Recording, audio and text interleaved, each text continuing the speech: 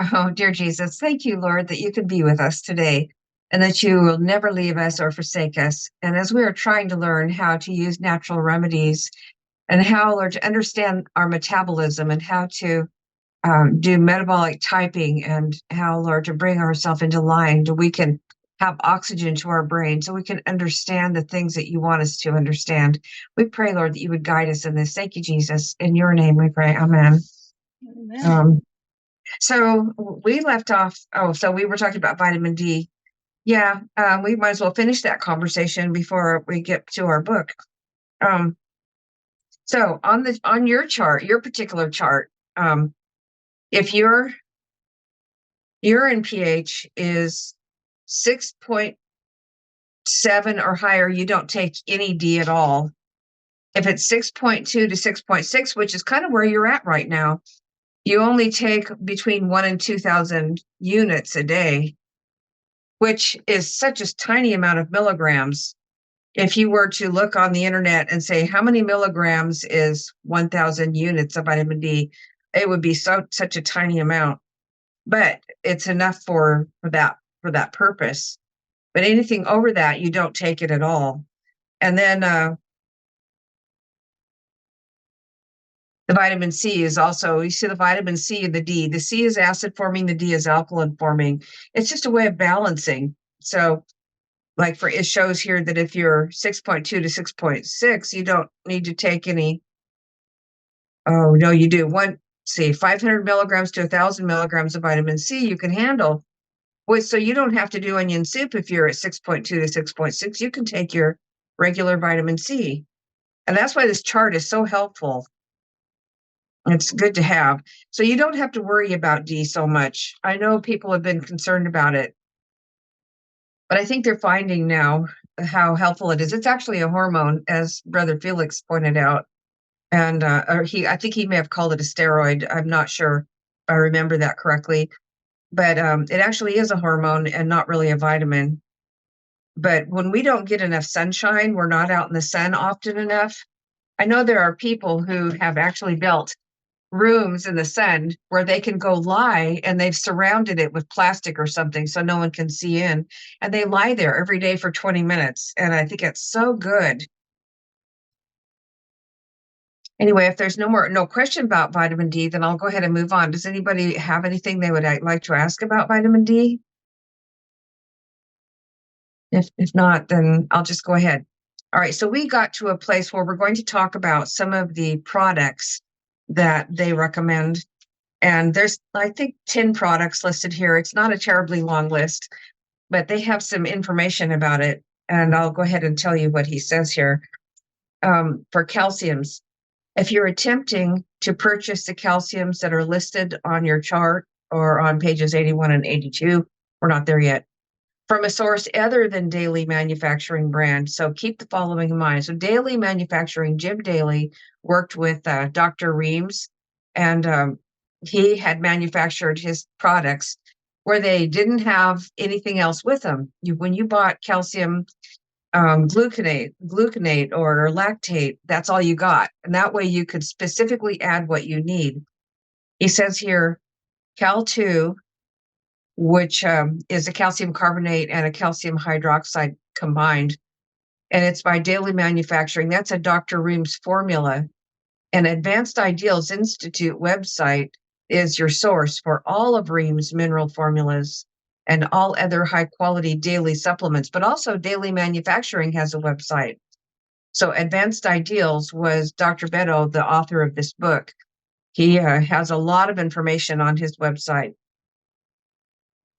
And Daily Manufacturing as well, and really significant discounts for bulk.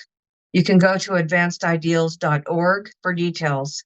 All right, now lime water was a thing that Dr. Reams had a formula for, and it was only available from Daily Manufacturing or stores that carry Daily Manufacturing brand.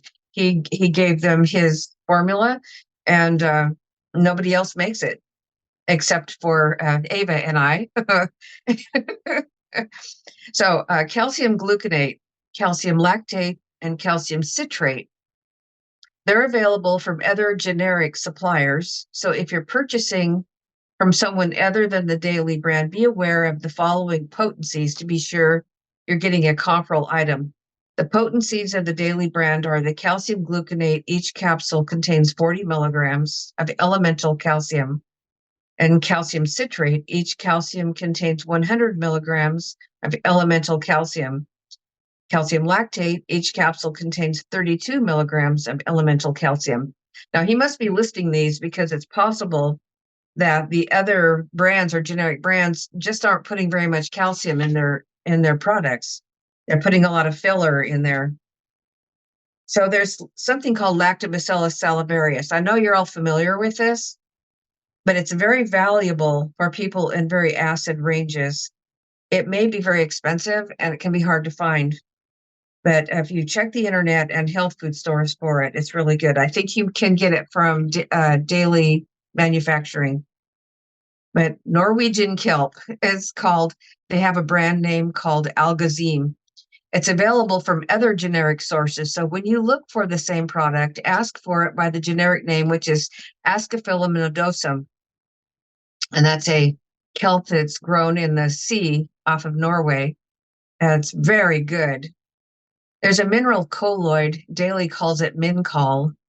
And to my knowledge, it's only available from Daily and those that sell their brand. But all Reams formula calciums from Daily are available at discount from advancedideals.org. Now, there's other minerals that go with calcium. So we pointed out earlier, the liver is the organ responsible for feeding and taking care of the rest of the body. If the liver does not get fed, the rest of the body will suffer deficiencies as time goes by. So since calcium is a key mineral for the liver, what other minerals can help calcium in the liver? There's something called a mineral colloid. I was unfamiliar with this before I got this book. It's a calcium phosphate source, and I believe they get it from soft rock phosphate. The most important mineral for biologic health outside of calcium, it's not a single mineral, it's a mineral complex that nature has made without any help from man. It's called a mineral colloid because it contains extremely small complexes or colloids. They contain a vast number of different minerals. Some estimate all the minerals vital to biological life are in this.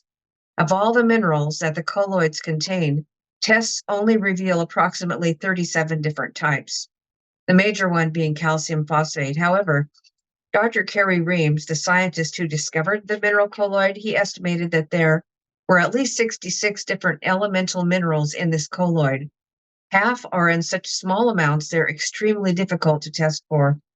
But the size and the mineral content are not what actually makes this unique. As a result of Dr. Reams' original research, he discovered that this colloid was not the ordinary compound colloid. It has electrochemical properties as well. The electrochemical properties could only be compared to a complete solar system. That is, this colloid contains its own energy source, like our sun, around which other elemental structures function, like planets, moons, and stars. Reams never did discover what the energy source was or where it came from. He only found that it was there. It's like we know that the sun is our solar system energy source, but we do not know how it functions or what it's made of. Electrochemical compound colloids are repelled by both positive and negative charges because of their own internal power supply. Now, that's the energy that he didn't understand where it was coming from. But this is the reason that they will stand suspended in air or water, unaffected by gravity. And I think you may have seen this effect if you grind your eggshells at all, and you see how when they get really fine, they just float in the air. They just float there for the longest time. They just stand there suspended. So I think they have some of this colloid in them. They're unaffected by gravity. Can I ask a question? You know, when people listen to this, I think some people, including me, will think, you know, has God made it so, you know, difficult? You know, you don't manage to grasp your mind around it. So do you think that if people were eating more greens, especially greens, that the body will get the calcium and everything would be in balance? Yeah, I really think so. And do you remember that when Adam and Eve fell and they had to leave the garden, the greens were added to their diet. And that was when everything changed. Prior to that, they ate fruits and seeds and things like that, and nuts. But the greens weren't really in their diet. It was for the animals. But when we got kicked out of the garden, that's when it was added. And now we need it because we've changed. Now, Dr. Reams had his theory about that. You know that fire is alkaline, right? Fire is alkaline, and heat brings alkalinity to your body. And how the Bible refers to God having fire surrounding him, because now Dr. Reams assumed that things changed in the pressure of our planet. Now we've assumed that because before the flood, we had water outside of our atmosphere, and we had water in the earth, but then there was air in between, and that was pressurized garden system, and things changed a lot in our bodies. And he's made some assumptions. I know that he's a very, very educated man. He understood things that I didn't, and I can't say that it's right, wrong, or indifferent, but he said that we were very alkaline bodies at that point, so alkaline that we had a body temperature of thousands of degrees, and that when we ate things, it completely burned it up, and there was nothing left for poop or pee, and which would make sense that God would make something like that, and that God has fire coming from him and proceeding forth from him and around him. And so we don't understand what'll happen, but things changed after we came out of the garden. God gave us something different to eat. He told us to eat the greens, and they're like what we need right now. Did you say now that before they didn't need to pee and go to the bathroom? I don't think they did. I just don't think they did. I think just like the snake had his wings taken off and he had to go on the ground, that God made some changes in us so that we could survive it. Because when everything fell, there was huge shifts in the earth, more than we understand. And so now we have this sweat effluvia where we actually have body waste coming from our skin. And God told them to bathe before they would come into the temple. They had to bathe their feet so that they wouldn't offend him, and bathe their bodies and wash their clothes and everything, because we just exude all of this waste from every orifice. We breathe out waste. And we sweat out waste. We're just different. And now these greens are like the key to making things really, really better for us. Now, if your pHs are in a good place, then you're probably getting enough greens, and you don't need to add a wad, because if we get too alkaline, we're pretty miserable. We're just not made for that kind of alkalinity anymore. We're in a fallen condition. There's this doctor who I forget her name. She's a lovely person, and with dark-haired lady on YouTube that talks about making these green smoothies. And if you're in a really acid condition, those will really be lifesavers. But if you're in an alkaline condition, you wouldn't want to do it. You'd want to be careful. But that is probably what Martha is with us here. What is, what is that lady's name again, Martha? She was very, very sick. And then she meets Brooke Goldner. Dr. Brooke Goldner. She's from Texas, I believe. Is that the one? Did you hear, Carolyn? Brooklyn? I'm not sure. I'm not sure if I got it. Brooke Goldner. Yes, that's her. Yeah. She's from Texas, I believe. Yeah. Yeah. So Martha, maybe you could share your testimony. What happened to you when you started on her diet? Well, I'll find out. I felt better. I have more energy. I am not so tired anymore. Even my husband recognizes it.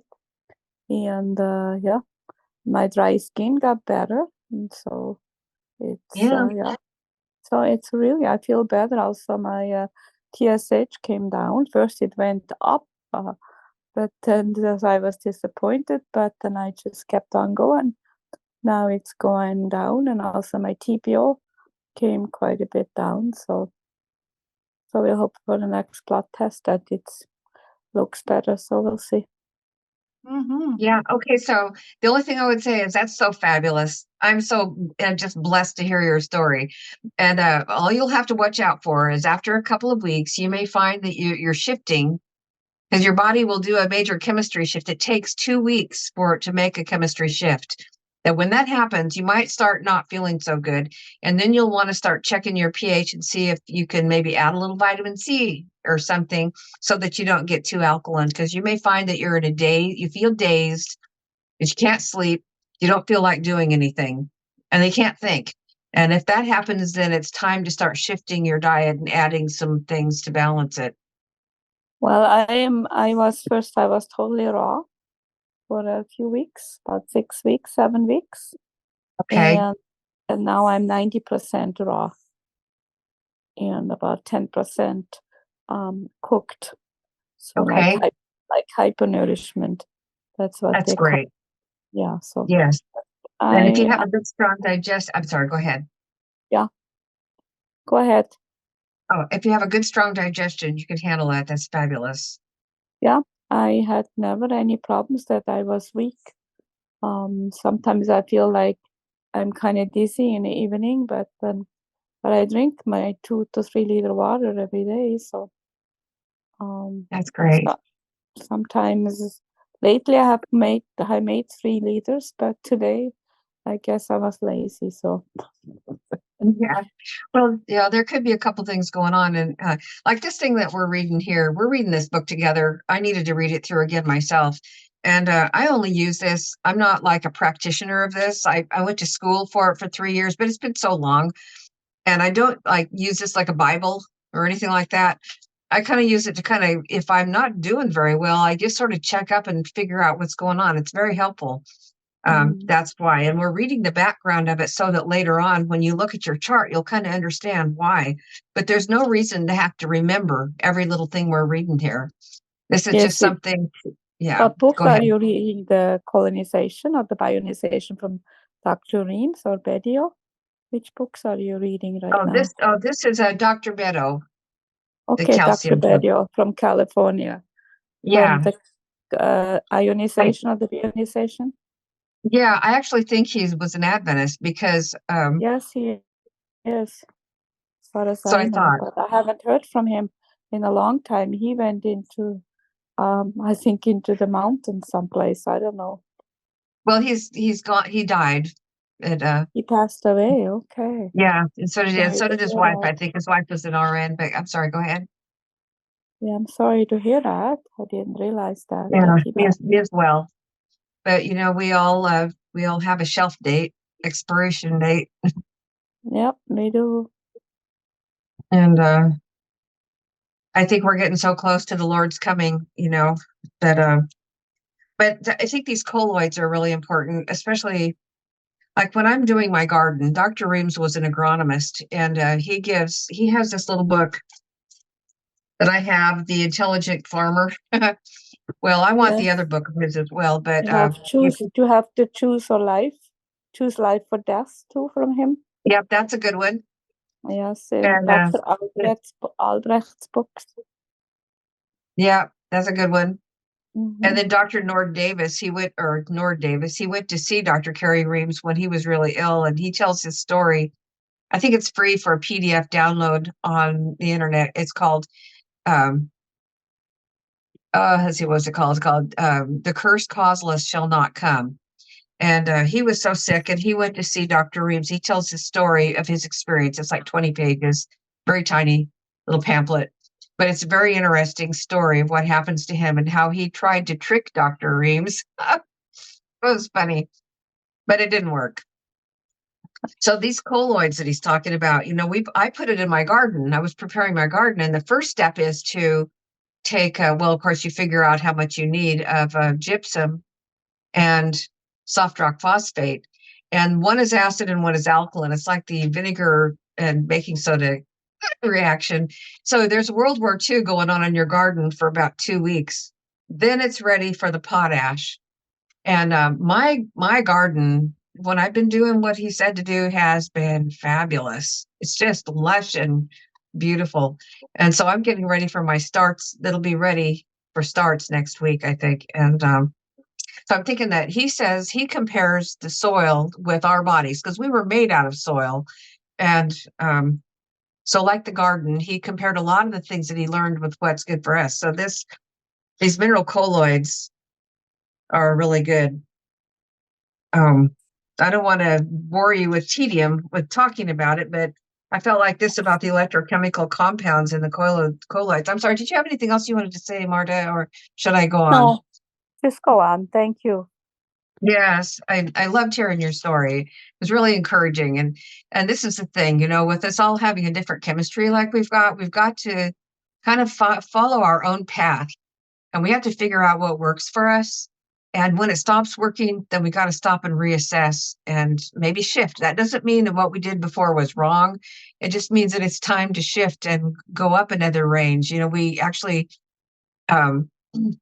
we can go up, change zones. You can get to a better place. But anyway, so the electrochemical compound colloids are repelled by positive and they're repelled by negative charges because of their own internal power supply.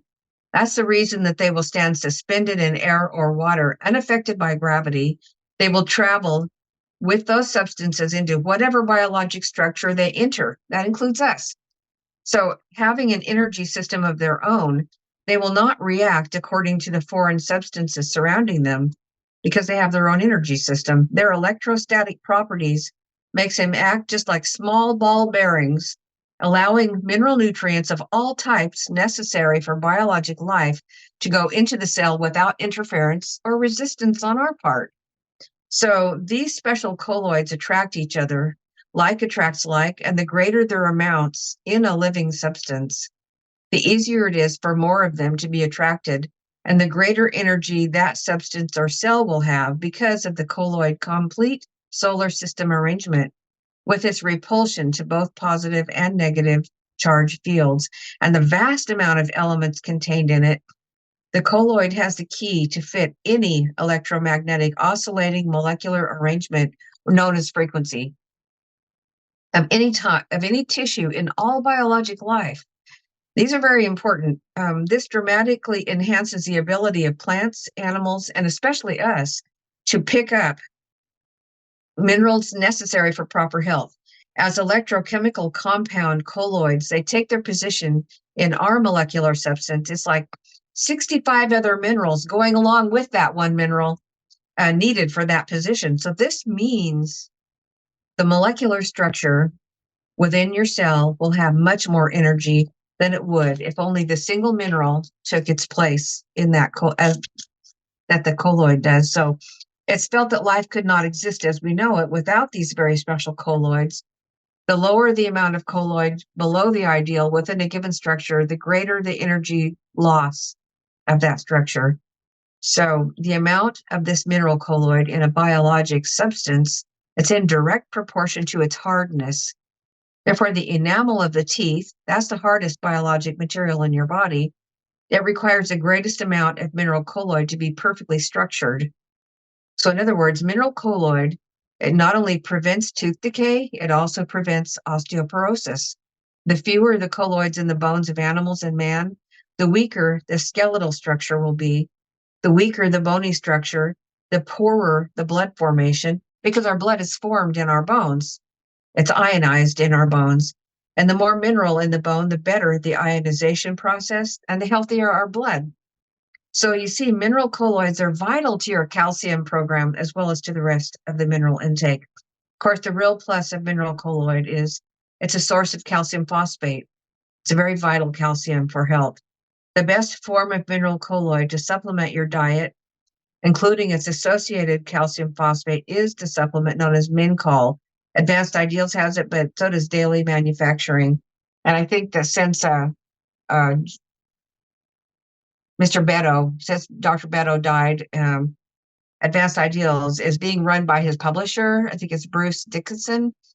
And I'm not sure how many of these supplements can be had there anymore, but Daily Manufacturing definitely has it.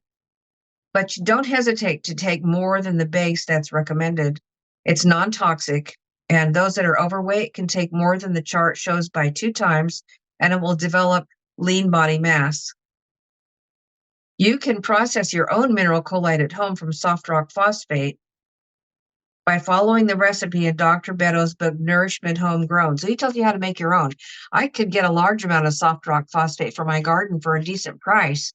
And I don't have this recipe, and I think I might have to get it. So this book, Nourishment Homegrown, is a book for the backyard gardener, anyone wanting to take control of their personal health and well-being. And that can be had at advancedideals.org. That book, I think I might have to get that. So there's recommendations for Mincol. So beware of imposters.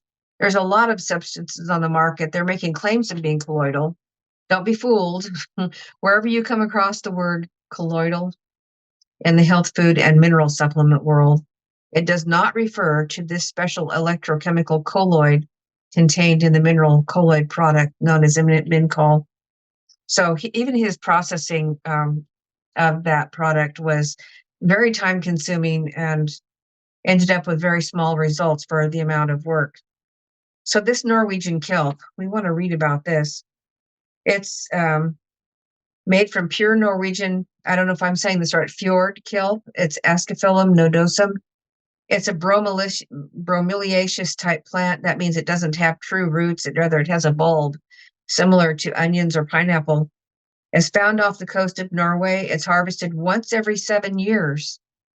Now, I guess they're being very careful to maintain it and not have it be extinct. The special way that it is harvested and dried causes it to have considerably lower salt and oil content than the usual kelp. Norwegian kelp, it's used for 4 reasons. One is it has low salt, proper oil, while still having good levels of available iodine for feeding your liver and thyroid needs. Each capsule has milligrams of iodine naturally available. Oh, he forgot to put in there how many milligrams. Oh. It is a general vitamin trace mineral supplement. It's a source of potassium that's easily used by the body. It's a source of an enzyme that's a catalyst and available that makes vitamin A available to your organs. And the ones that are especially benefit are your eyes, your skin, your lungs, your blood, your pancreas, your liver, and your brain. Norwegian kelp, it's recommended to everyone who follows the instructions of this calcium kit, especially used in higher doses if you have potassium deficiency, anemia, and eye problems. And oh boy, I think that's something I need to get. I haven't had any in a while. As you all live over there, maybe you have better access to it. I want to ask Silva, have you heard about the Norwegian kelp? Or Marta? No, I have not. No, I have not.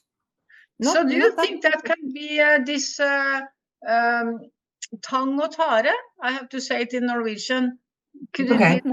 I have tried it many years ago, and I get hva heter kløe over hele kroppen. Oh, Nina tried years ago, and she was starting to scratch all over her body. Very much.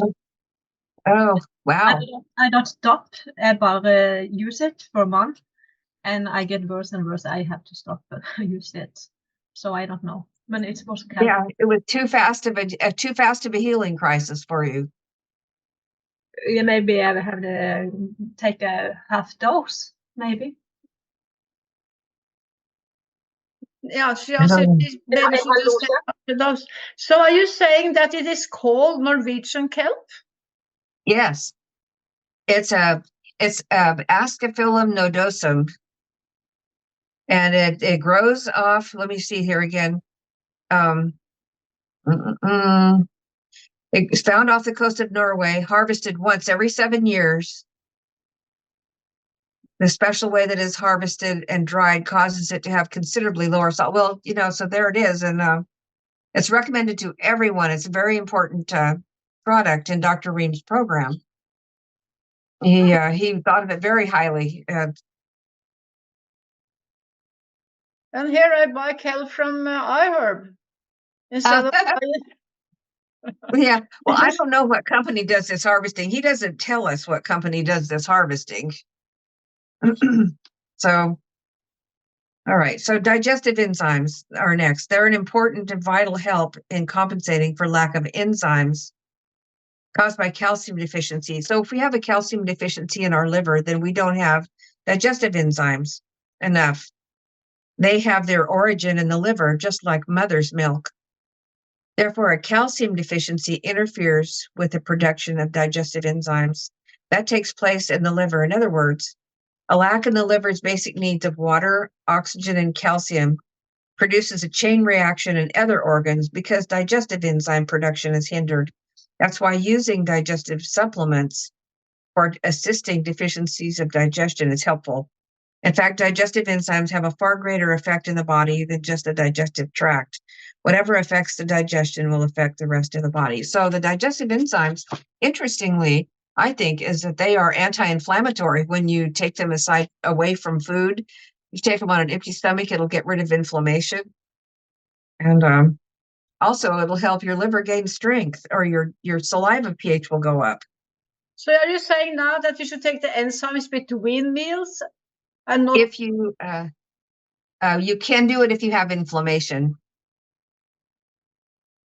If you have any inflammation anywhere, they can get rid of it, can help get rid of it. But that, I'm not saying you have to do it. I mean, if you have inflammation and you want to, it could be helpful. Thank you. Yeah.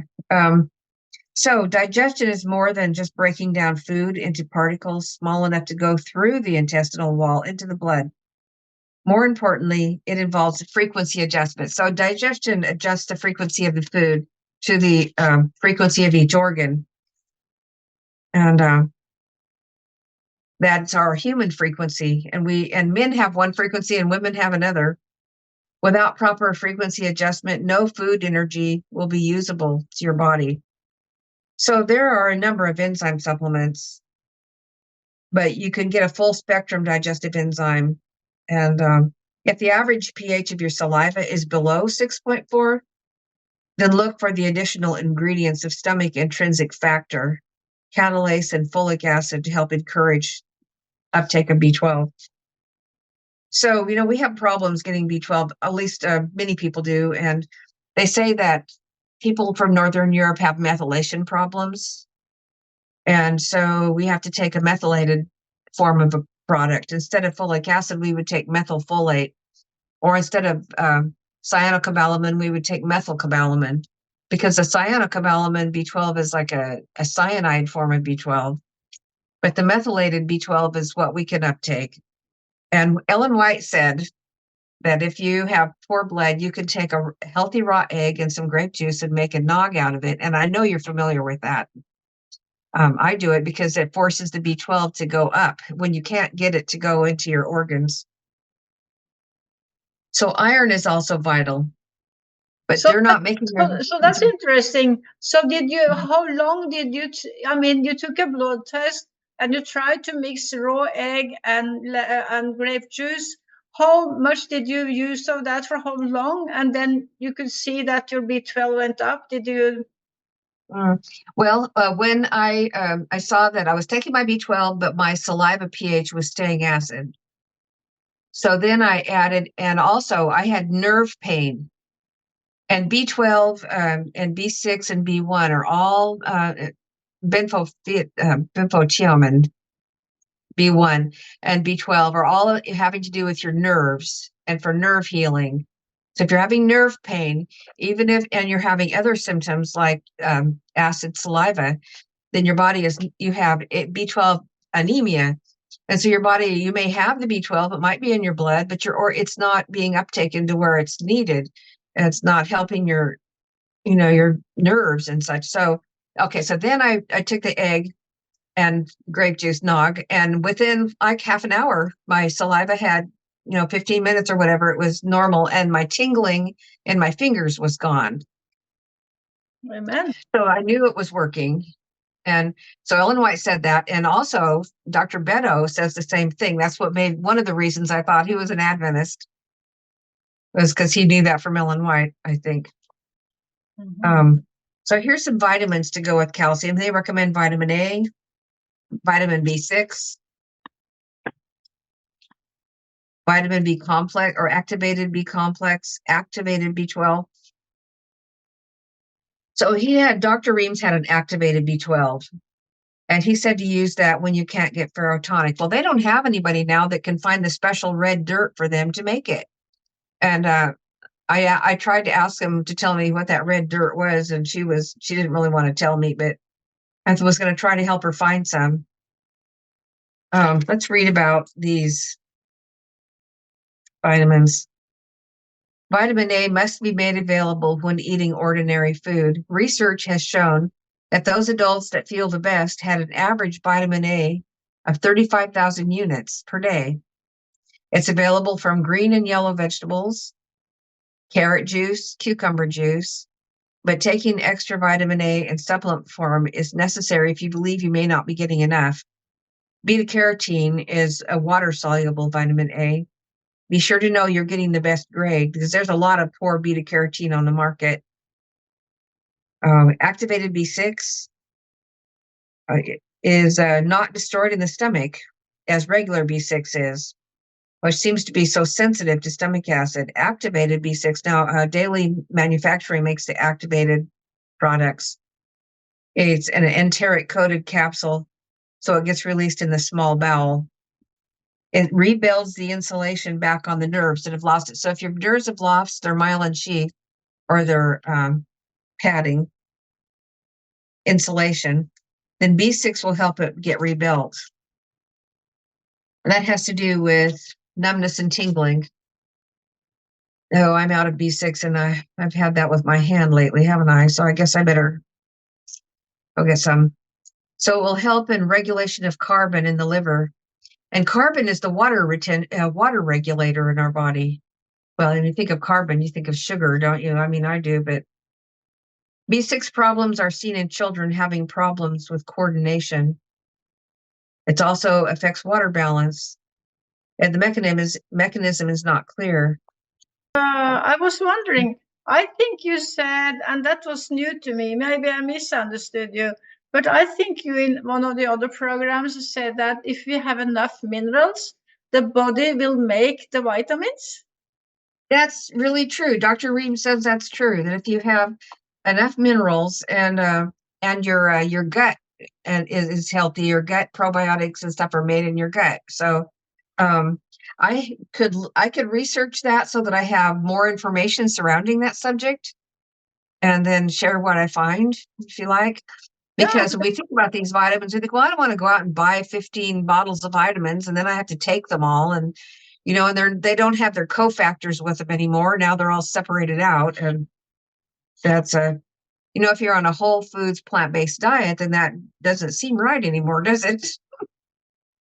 You don't know what kind of vitamins and minerals there are in the food anymore, if you don't grow it yourself. Yeah, that's true. Absolutely.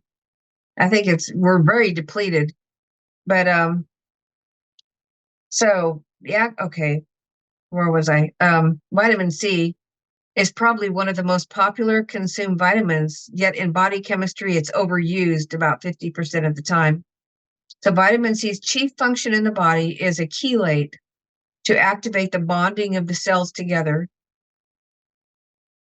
And so when somebody has collagen's disease, it's because their cells are coming apart.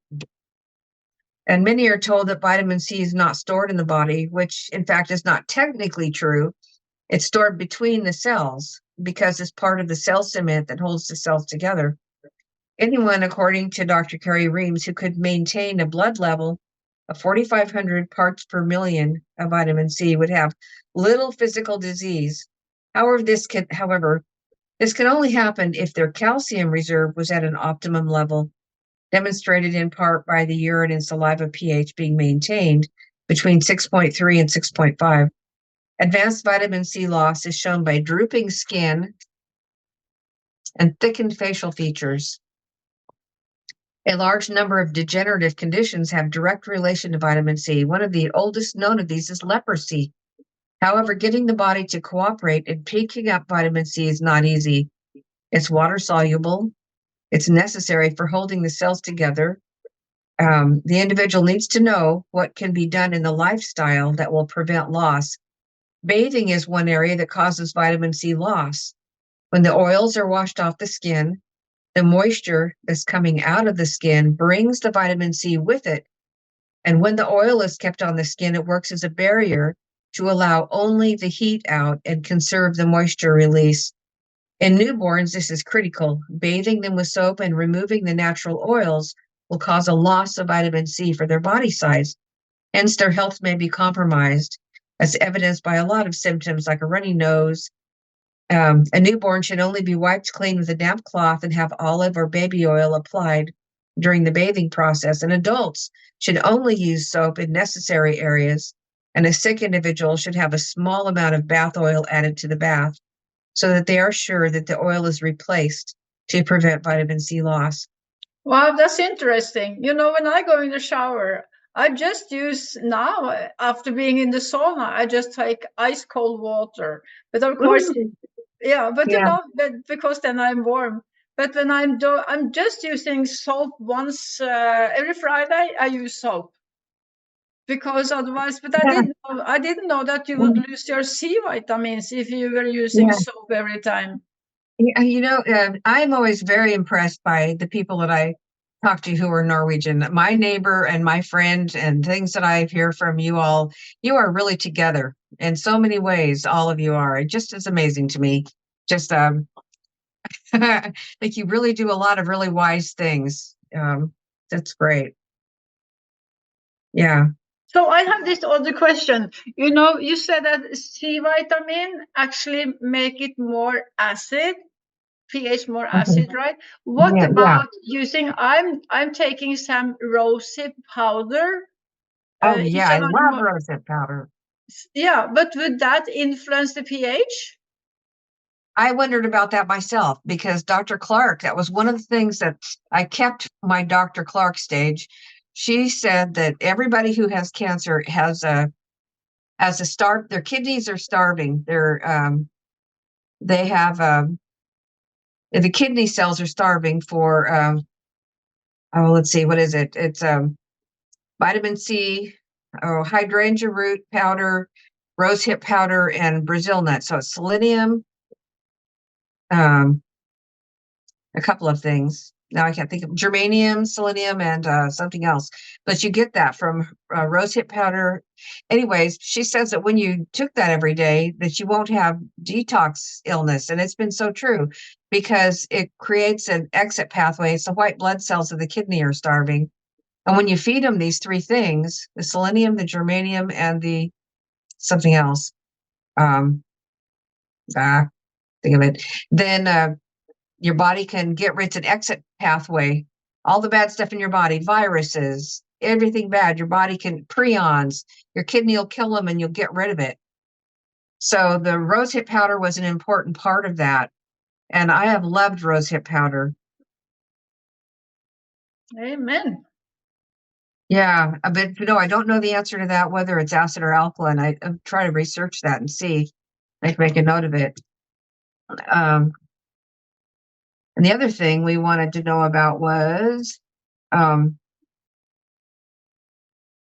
was something else that we were curious about.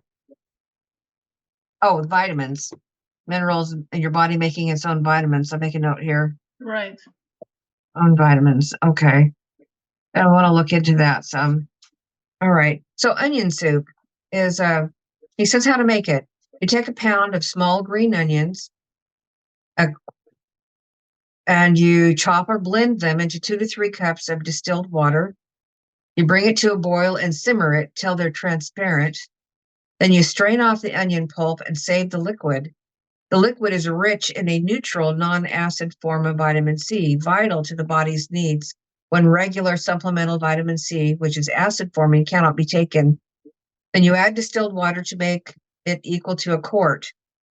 So even though now there is one form of vitamin C called lipospheric C that's non-acid, but boy, that stuff is nasty tasting. So onion soup, and I've just made some myself recently, and it's quite nice. Bioflavonoids are cofactors that work with vitamin C. Oh yeah, about the rosehip powder. One thing, even though it says it maybe only has about 10 milligrams of vitamin C in it, because of the cofactors, it's like 1 teaspoon is equal to 1,000 milligrams. So the cofactors are so important. And your question about taking these vitamins, It would be nice if we didn't have to, because when we get it in our food, we also get the cofactors. So, Carolyn, when people are making this onion soup, I think there is one person here. She tried it, and I think she didn't really think it was that wonderful. Could she add some herbs to make it more tasty? Could she add some salt? Yeah. Oh, sure she can. Yeah, I know my Norwegian friends, like they like their food to taste right, and I don't blame you at all. I've learned how to just swallow it. I just take it. But if you want it to taste good, there's got to be something you can do, and I know you'll figure out something. Let's see. Maybe there's something you can do, but I just drink it down and then take a sip of grape juice or something. So here we go. Cod liver oil is the only form of vitamin D that should be used with infants and children. It works very well in adults and with elderly who need extra help with vitamin D enzymes. There are situations that can arise. I'm not sure how I think about this cod liver oil thing. I mean, I'm not sure what you think about it, but it seems like I don't think so, because there's so much heavy metals, in the ocean. Yeah, It's yeah. all the toxins go into the fat, and that's the Yeah. cod liver oil.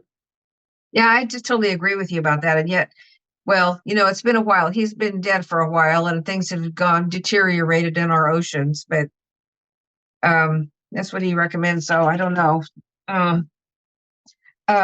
Fresh flaxseed oil is free fatty acids, very important hormone precursors. During the process of improving body chemistry, it's very valuable in supplying support to your endocrine glands before and during the time that the liver is gaining ability to support itself. You're urged to obtain a copy of a book titled Fats That Heal and Fats That Kill by Udo Erasmus in order to better understand the use of fresh flaxseed oil. Well, I mean, if you have an interest, and we may be able to just research it online and not have to buy any books. So there's herbal parasiticides. He recommends diatomaceous. It's interesting, I asked my thyroid doctor because someone told me that flax could actually, disturb the production of TSH. And she said, yeah, that's true, that flax can do that. So, that's Well, just there's something balance in everything. Right. Right. No, you're right. Wow, that's a new one on me. I'm gonna have to check that out because I've been using flax seeds every other day for a long time now for the fatty acids. So maybe that's why I'm having some thyroid showing up again. I'll have to check that out. But I also use 1 tablespoon a day. 1 tablespoon of shea, 1 tablespoon of flax. But I think it's more, if you take the oil, it's much more concentrated. So I think if you maybe should be careful about that. Yeah, you're right. And the other thing speaking about being careful for your thyroid is the greens. Raw greens will cause you to have thyroid trouble because they're goitrogens. So I have to cook my greens when I eat them. I cook my kale and everything because raw greens will cause you to have thyroid trouble. Wow, I'm sorry to hear that. I know, yeah. What about salad? What about salad? Well, I think salad's okay. I think it's like the heavy greens like kale, collards, mustard greens, stuff like that, because what about nettle? And broccoli also is the same thing, and cauliflower. They're all goitrogens. I'm sorry, what about what? Nettle. Oh, nettle. Oh, I don't know. I'll have to look that up. I love to have this nettle when they are just so small, Then I crush them down so that the hairs lay down. Then I can eat them raw in my salad. Oh, wow. That sounds lovely. It sounds really good. Well, it just seems to me like that things have gotten too complicated on our planet, and I just want simple. I mean, it's just, I think I mentioned it before, but I really want to just follow the health message the way that God brought it. And I remember reading Ellen White saying that if you can have a good bread toasted to like a zwieback and eat it with a piece of fruit, you'll have a perfect meal. You'll have everything you need. And that's because of how the bread is handled, makes it easy to digest, and you can get your nitrogen from the bread and everything, the potassium and what you need from the apple. So, but I don't think we can do that anymore. Just not sure. It But I seems want like simple. it seems like our digestion system is so weak. So, Yeah. and most of us have probably leaky gut without maybe knowing it. Yeah. By the time we realized how many things were going wrong in the world, it was like too late to back up and get a head start on it. Try to avoid it. We've all been exposed to things.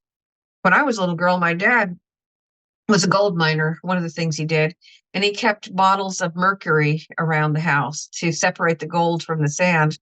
Wow. And of course, we as kids would roll it around in our hands and dip dimes in it and play with it, which, I think I have suffered some damage from that. But I don't know how you get that stuff out once it's in there. But then this Lactobacillus salivarius, this is really an important thing. It's a new type of intestinal bacteria. So this is unlike any other lactobacilli species. The L. salivarius is facultatively anaerobic. It has the unusual ability to liquefy gelatin and rapidly digest proteins. Now, undigested proteins is one of the big problems for people to have heart attacks and to be really sick, is these nitrates. So L. salivarius, it includes pH normalization. It discourages overgrowth of enteric bacteria, such as E. coli, Enterobacter, and Pseudomonas, which are putrefactive, toxic protein producers. L. salivarius consumes these proteins. It stimulates production of natural digestive enzymes. It appears to counteract all sorts of viruses by stimulating the immune system. It appears to enhance the uptake of vitamin B12. In addition, it can be used as an adjunct therapy with colonics and digestive enzymes to improve their benefit. I recommend only using L. salivarius in its pure state. That is, don't get formulas that contain other lactobacilli bacteria in combination with it. There's only one warning that comes with the use of this intestinal bacteria. Any diabetic person using this should be closely monitored, as the insulin requirements may be reduced due to its effectiveness as a digestive aid. Oh, that's two things I need. I need that Norwegian kelp, and I also need this L. salivarius. I'm going to make myself a note on my wish list. Okay, so colostrum. All right. So I think you mentioned about being raised on a dairy, were you? Yeah, I was raised on dairy. Yeah. But yeah, so was I. My grandpa had a dairy. We had a cow, and we had our own milk and cream and butter, and we made our own cheese. So this colostrum, this is something that you get from cows. Well, you know what colostrum is. The first secretion they produce for their newborns. And he says that the chemistry of colostrum is more complex than simple milk. And there exist four main components: the growth factor, the immunoglobulin fraction, a putative permeability fraction, and the fourth fraction contains enzymes, proteins, peptides, and other compounds. It can be compared to taking a gamma globulin injection, highly stimulative to the many aspects of the immune system, highly recommended for all immune problems. From the common flu to the most severe chronic problems, it will stimulate a fever reaction in the person using it in some cases. So for humans, it's obtained from cattle during the first 24 hours. The highest concentration are derived in the first 48 hours, with rigid adherence to sterility. Is typically homogenized and then spray dried. The product is pasteurized in micro droplets at 140 degrees for 15 minutes, at which point the soluble compounds become completely dry powder.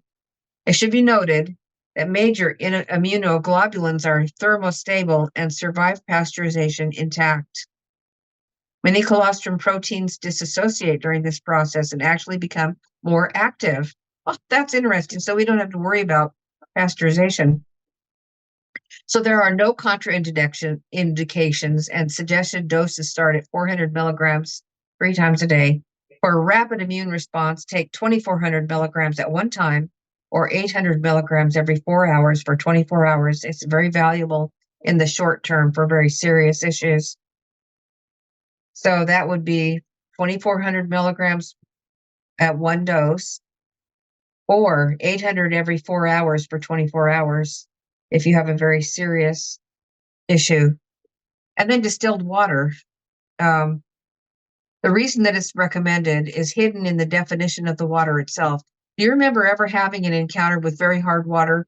If you have, you will recall it was almost impossible to get the soap to suds at all.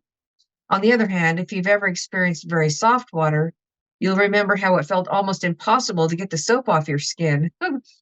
The contrast between the hard and the soft water will help us understand how important distilled water is in body chemistry. It's classed as a high energy water. It means the water molecules have very little within them to tie up any of their electromagnetic energy. This allows the water molecules to be closer together, more concentrated. So distilled water is more dense, it's heavier, it's wetter. It means, among other things, it will boil at a slightly bit higher temperature than mineral or hotter water. Hard water, on the other hand, has a high level of mineral carried inside the water molecule, so that there is little or no available electromagnetic energy left to bond with other things the water comes in contact with. Therefore, hard water's molecules are farther apart, they're less dense, they have lower energy, they're considered a dry water. So naturally, softer water can be okay water as far as drinking is concerned. But the problem with some natural soft water is that even though they carry minerals and they do not detract from the electromagnetic energy as much as others, they're nevertheless inferior to distilled water because of the lack of the potential energy. Drinking water containing large amounts of inorganic minerals, hard or soft, can be compared to doing your dishes in dirty water. If the water comes in already loaded up, it will not be able to take the debris and waste out of the system without first leaving behind what it brought in. So distilled water is the water that nature prefers. Rain is water distilled without the assistance of man. Fog is distilled water before it is condensed into drops. Glaciers are collections of frozen water that have accumulated over many hundreds of years. The water comes from nature's distillation program. Rainwater used to be dependent, so maybe that's why the Tibetans and those who drank the glacier water got so healthy. Rainwater used to be depended upon for drinking water more than it is today, even though it's still used for drinking water. Because of the great amount of air pollution, it's not so safe. One of the most well-known long-living groups, I just saw that, are the Hunses, and they drink glacier water. Glacier water is equivalent to distilled water. Nature distills water during all the metabolic functions of a plant. When you're drinking fruit juice, you're drinking water that the plant has distilled and placed organic mineral sugar complexes within. However, fruit juices cannot take the place of plain distilled water. Juices contain the mineral sugars that make the body handle the liquid as a food and not as a plain water. So keep in mind, the use of distilled water is preferred, not because of the lack of minerals so much as because of the higher energy making it wetter. Distilled water will move through the system, especially the liver, better than low energy water. Furthermore, your body has to convert the water you drink into your body's frequency, just as it has to do with food energy to be usable. Because of this high energy and wetness, distilled water can be converted to the body's frequency easier than other kinds of water. And your body is 70 to 80% water, and water is its chief catalyst and medium for all the energy reactions that take place. Using a higher energy, wetter, distilled water will help assure that all your body's metabolic environment is at its best hydration energy levels. So, as we only have like one more page to go and to reach the point where I would like to, but I think that maybe we should stop now. So. Okay, yeah, well, you have blessed it with much information. I don't know if Yeah. someone here have some questions or comments or.